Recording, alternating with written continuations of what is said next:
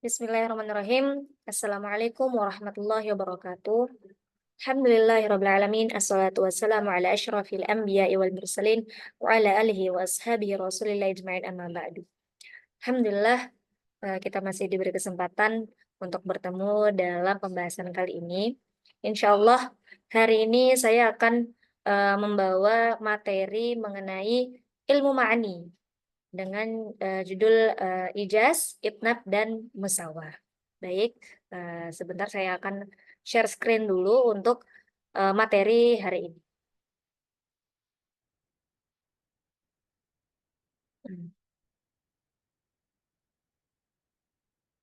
Bismillah,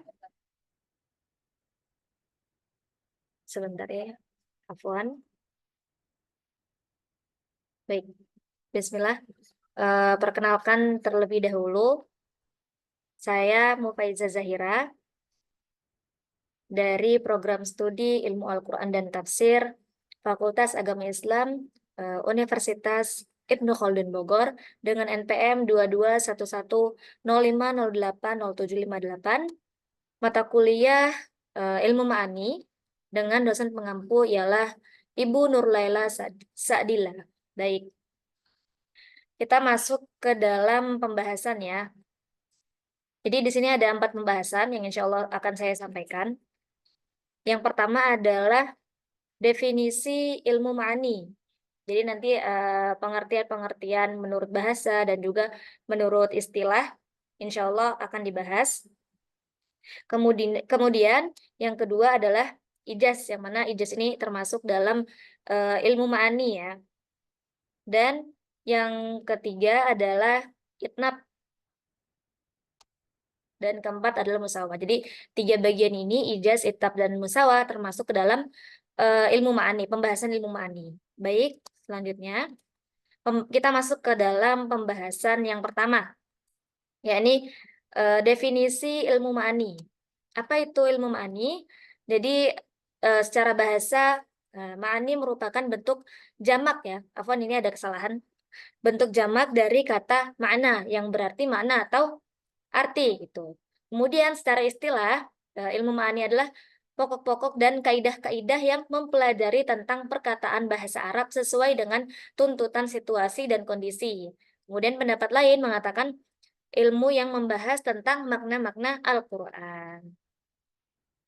Nah, ini kemudian menurut Al-Qazwaini, apa itu ilmu ma'ani? Ilmu ma'ani adalah ilmu yang dengannya diketahui hal ihwal lafadz dalam bahasa Arab yang sesuai dengan konteksnya gitu. Ya, fokus utama dalam ilmu ma'ani adalah yang berkaitan dengan lafadz dalam struktur kata gitu. Struktur kata bahasa Arab yang sesuai dengan konteksnya, baik itu secara dengan kondisi, situasi, ataupun dengan lawan bicaranya. Lanjut ke pembahasan yang kedua adalah ijaz. Apa sih ijaz itu? Nah, jadi di sini ada aspek ijaz ya, ijaz Al-Quran, aspek-aspek yang masuk ke dalam ijaz ini, bentuk ijaz ini apa aja gitu. Yang pertama ada bentuk susunannya yang menakjubkan. Jadi memang bentuk susunannya ini berbeda dengan yang biasanya ya. Nah, ini ya dijelaskan. Yang kedua, uslubnya asing gitu. Metode susunan dan pemotongan kalimatnya berbeda dengan yang biasa digunakan oleh masyarakat Arab pada umumnya. Memang kalau dilihat ya, makanya kenapa Al-Quran ini tidak bisa ditulis dengan manusia gitu, karena ini uslubnya ini asing gitu, tidak digunakan, jarang gitu apa digunakan oleh masyarakat Arab dalam penulisannya gitu. Susunannya, kemudian pemotongan kalimatnya itu berbeda dengan yang biasa digunakan masyarakat Arab. Selanjutnya, yang ketiga ialah isinya mencakup hal-hal gaib yang sudah terjadi dan yang belum terjadi. Kemudian benar-benar terjadi seperti apa yang diberitakan oleh Al-Quran. Sebagaimana yang kita tahu ya, di dalam Al-Quran itu ada hal-hal yang udah terjadi gitu di masa-masa lampau. Kemudian ada juga yang belum terjadi seperti kiamat. Itu adalah isi-isi Al-Quran. Ini termasuk ke dalam aspek ijaz gitu. Dan yang terakhir adalah berita tentang umat terdahulu dan syariat yang telah berlaku dan hanya bisa diketahui oleh sebagian dari Yahudi. Tetapi Rasulullah Shallallahu Alaihi Wasallam mampu menceritakan sesuai dengan keadaannya. Padahal beliau adalah ummi dan tidak menyaksikan dengan kedua mata beliau peristiwa tersebut. Ya, ini salah satu aspek ijaz yang mana tadi ya di nomor 4 ini cerita-cerita umat terdahulu. Padahal yang tahu cerita itu hanya sebagian dari orang-orang Yahudi gitu. Tapi Rasulullah ini mengetahui. Nah, ini termasuk ke dalam aspek ijaz. Kemudian apa sih ijaz itu apa? Nah, al-ijaz al-bayan 'anil ma'na biaqli ma yumkin minal alfaz walahal ma'nal wasi'ah. Nah, artinya apa? Ijaz adalah mengungkap lafaz yang sedikit, maksudnya sedikit di sini adalah ringkas gitu ya. Ringkas, pendek, tetapi memiliki makna yang luas gitu. Bagaimana contohnya? Kita lihat ya contohnya ya. Nah, oke, sebelumnya ijaz itu terbagi menjadi dua. Yang pertama ada ijaz qasar, yang kedua ada ijaz hadf. Nanti dijelaskan di sini ya teman-teman ya. Nah, kita pembahasan yang pertama dulu. Ijaz qasar gitu. Apa itu ijaz qasar? Al-ijaz al-qasar huwa sighah jamilah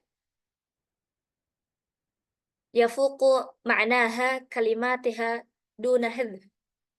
وهذا يعني أنها تحتفظ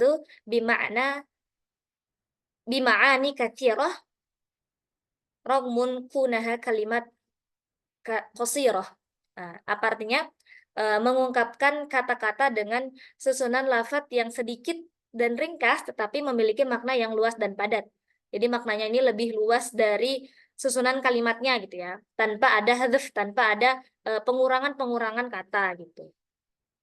Kita lihat contohnya.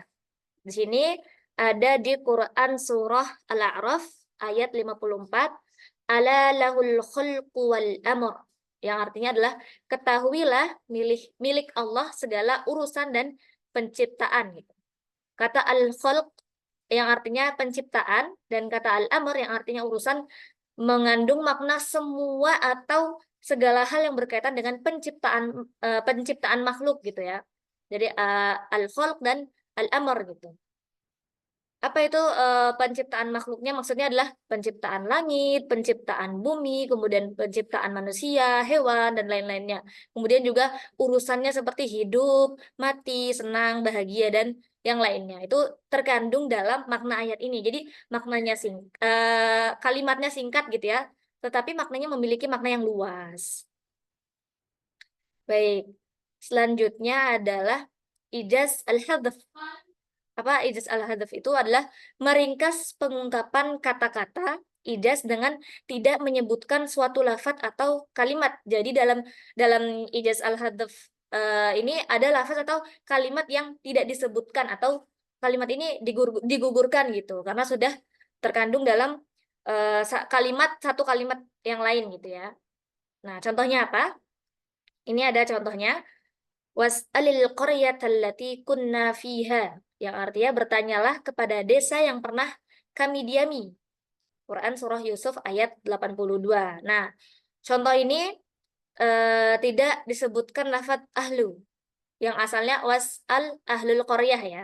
Jadi harusnya di antara kata was'al dan al-qaryah itu ada kata ahlu. Karena apa? Karena seseorang itu tidak mungkin bertanya kepada desa, tetapi seseorang akan bertanya kepada penduduk orang-orang yang berada di desa tersebut gitu. Jadi ahlunya di sini tidak disebutkan gitu ya. Makanya dia dinamakan ijaz apa tadi? Ijaz al-hadaf gitu. Kita masuk ke pembahasan yang ketiga, yakni adalah itnab. Nah, apa itu itnab? Dalam ilmu ma'ani yang merupakan bagian dari ilmu balaghah ya, itnab adalah gaya bahasa yang menggunakan lafadznya lebih panjang atau banyak untuk menyampaikan makna dengan tujuan tertentu seperti penegasan, penjelasan, atau penguatan makna tanpa bertele-tele berdasarkan sumber-sumber yang relevan. Itnab dibagi menjadi beberapa macam sesuai dengan teknik atau bentuk penyampaiannya. Jadi kalau tadi ijaz itu dia maknanya panjang tapi kalimatnya itu, lafadznya itu pendek gitu ya. Nah, ini itnab ini kebalikan. Jadi lafadznya itu lebih panjang, tapi maknanya itu lebih singkat begitu. Nah, di sini macam-macam itnab. Yang pertama ada dzikrul khas ba'dal am. Jadi menyebutkan yang khusus setelah yang umum. Jadi di dalam suatu kalimat itu, di dalam ayat, dia menyebutkan yang umum dulu. Setelah yang umum baru disebutkan yang khusus gitu. Nah, teknik ini menyebutkan lafaz khusus setelah lafaz umum untuk menonjolkan kelebihan atau keutamaan sesuatu yang khusus. Selanjutnya ada dzikrul am ba'dal khas. Kebalikan dari yang pertama ya, menyebutkan yang umum setelah yang khusus. Jadi khusus pertama, terus selanjutnya yang eh, khusus dulu baru yang umum gitu. Teknik ini menyebutkan lafaz umum setelah lafaz khusus untuk menegaskan keumuman hukum atau makna sambil memberikan perhatian khusus pada yang disebutkan sebelumnya. Yang ketiga ada al-iyad ba'dal ibham, penjelasan setelah yang samar. Teknik ini memberikan penjelasan lebih jelas setelah lafaz yang samar untuk memperkuat atau menegaskan makna kepada pendengar. Jadi ada kata yang dia ini samar, oh artinya apa nih gitu. Nanti dijelaskan di ayat selanjutnya atau penjelasan selanjutnya gitu. Kita lihat contohnya ya. Yang pertama yang menyebutkan khusus setelah umum.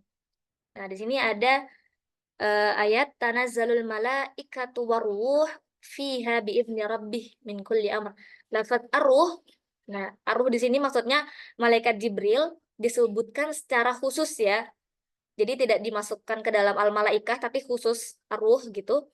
Setelah al-malaikah, malaikat-malaikat untuk apa? Untuk menegaskan kemuliaan malaikat Jibril begitu. Yang kedua, Rabbik firli wali walidayya waliman dakhala baitiya mu'minan walil mu'minina wal mu'minat wala tazididz zalimina illa tabara. Nah, di lafaz umum al mu'minina wal mu'minat disebutkan setelah lafaz khusus untuk menegaskan keumuman doa.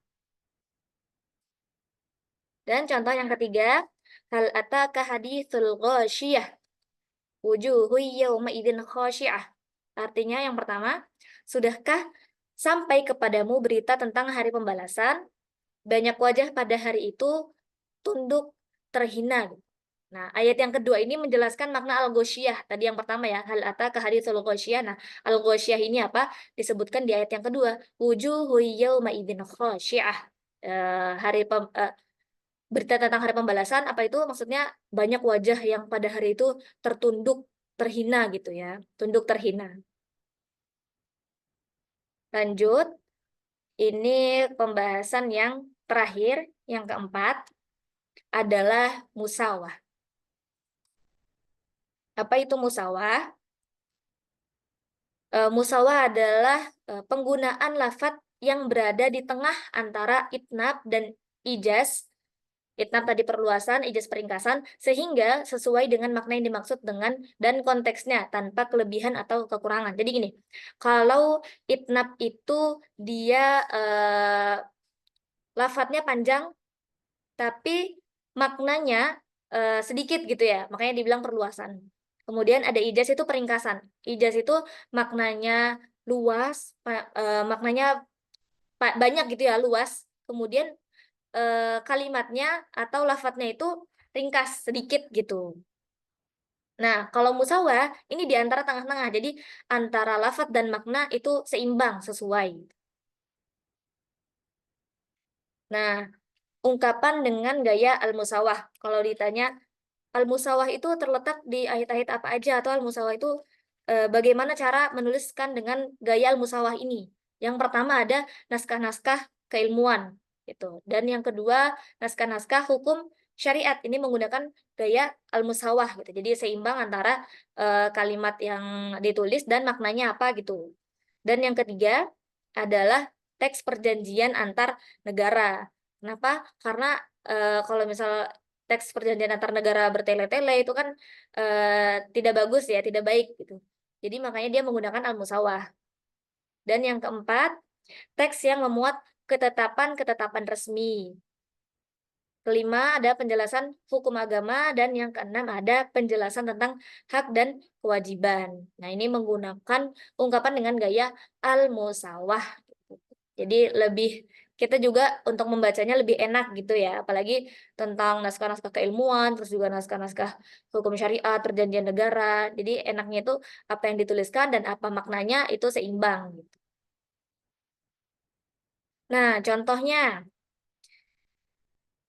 yang pertama ada wala yahiqul makrus sayyi illa bi ahlih. Artinya adalah rencana yang jahat itu tidak akan menimpa selain orang yang merencanakannya sendiri. Quran surah Fatir surah ke-35 ayat 43. Jadi antara kalimat itu lafadznya dengan artinya itu sama, tidak ada perluasan, tidak ada peringkasan atau tidak ada kata-kata yang dipotong gitu. Jadi seimbang kan gitu. Kemudian yang kedua, man kafara fa'alaihi kufruh, yang artinya barang siapa yang kafir atau ingkar, maka dia sendirilah yang menanggung akibat kekafirannya itu. Quran surah Ar-Rum, surah ke-30 ayat 44. Nah, ini kan tidak ada pengurangan gitu dan tidak ada penambahan. Tidak ada yang dipotong, tidak ada yang ditambah. Man kafara, barang siapa yang kafir, fa'alihi kufruh, maka dia sendiri yang menanggung akibat kekafirannya itu. Kemudian juga tidak ada perluasan makna gitu. Kafaro artinya ya kafir, fa'alihi kufur artinya ya dia menanggung akibat kekafirannya itu begitu. Kemudian wa ma tuqaddimu li anfusikum min khairin tajiduhu indallah. Yang artinya apa yang kalian perbuat untuk diri kalian berupa kebaikan, niscaya kalian akan mendapatkan pahala di sisi Allah. Quran surah Al-Baqarah surah kedua ayat 110. Nah, ini juga tidak ada penambahan, tidak ada pengurangan. Kemudian maknanya itu sama gitu, apa yang dituliskan di lafadznya. Wa ma tuqaddimu, dan apa yang kalian perbuat, li anfusikum, untuk diri kalian, min khairin, dari berupa kebaikan, niscaya kalian akan mendapatkan pahala di sisi Allah. Tajiduhu indallah gitu. Di antara makna dan lafadz dia seimbang, tidak ada pengurangan, tidak ada penambahan gitu ya. Baik, terima kasih. Cukup sekian yang dapat saya sampaikan. Mungkin ini ya kita ringkasannya antara itnab, ijaz, itnab, dan musawah tadi ya. Yang ijaz itu dia maknanya luas, tapi lafadznya ringkas. Gitu. Kalau itnab